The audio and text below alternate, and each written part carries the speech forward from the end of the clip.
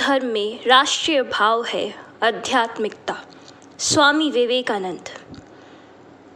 भारत में हिंदुओं द्वारा कभी धार्मिक उत्पीड़न नहीं हुआ, बल्कि उन्होंने विश्व के सभी धर्मों के प्रति अद्भुत आदर का भाव ही रखा।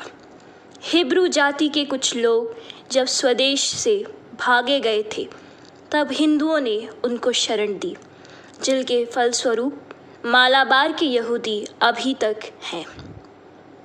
एक अन्य समय में उन्होंने नष्ट प्राय ईरानियों के अवशिष्ट अंश का स्वागत अपने देश में किया, और वे लोग आज भी हमारे मध्य हमारे एक अंग और प्रीति भाजन बम्बई के आधुनिक परिसरों के रूप में विद्यमान हैं। ईसा मसीह के शिष्य सेंट थॉमस के साथ आने का दावा करने वाले ईसाई लोगों को भी भारत में रहने तथा अपनी विचारधारा सुरक्षित रखने की अनुमति दी गई। उन लोगों की एक बस्ती अब तक भारत में है।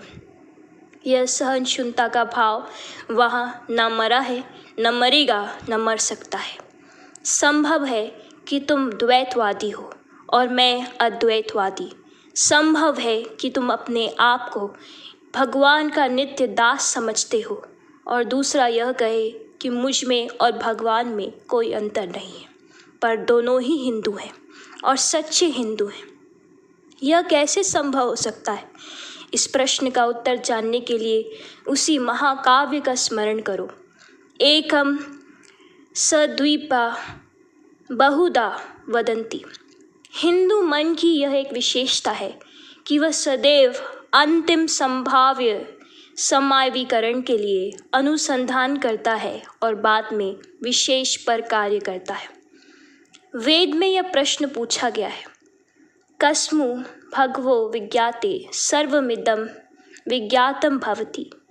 ऐसी कौन सी वस्तु है जिसका ज्ञान होने पर सब कुछ ज्ञात हो जाता है?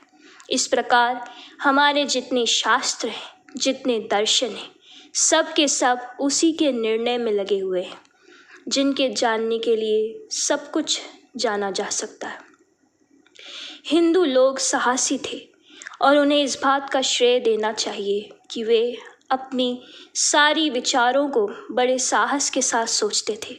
इतने साहस के साथ कि उनके विचार की एक चिंगारी मात्र से पश्चिम के तथाकथित साहसी तत्ववेदत डर जाते थे। इन आर्य मनीषियों के संबंध में प्रोफेसर मैस्क्यूलर ने यह ठीक ही कहा है कि ये लोग इतनी अधिक ऊंचाइयों तक चढ़े जहाँ केवल उनके ही फेफड़े सांस ले सकते थे। दूसरों के फेफड़े तो इतनी ऊंचाई में फट गए होते। जहाँ भी बुद्धि ले गई, इन धीर पुरुषों ने उसका अनुरागपूर्वक अनुसरण किया। उसके लिए कोई त्याग उठा न सका। संभव था कि इसके उनके हृदय के लिए चीर पोषित अंधविश्वास चूर चूर हो जाता, पर उन्होंने इसकी परवाह न की। यह भी परवाह न की कि समाज उनके संबंध में क्या सोचेगा, क्या कहेगा। वे तो साहसी थे। उन्होंने जिसके ठीक और सत्य समझा, उसी की चर्चा की और उसी का प्रचार किया। हिंदू धर्म में एक राष्ट्रीय भाव देखने को मिलेगा, वह है आध्यात्मिकता।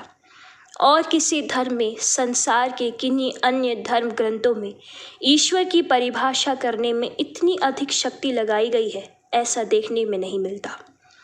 उन्होंने आत्मा का आदर्श निश्चित करने की चेष्टा की कि कोई पार्थिव संस्पर्श इसको कुलूषित ना कर सके।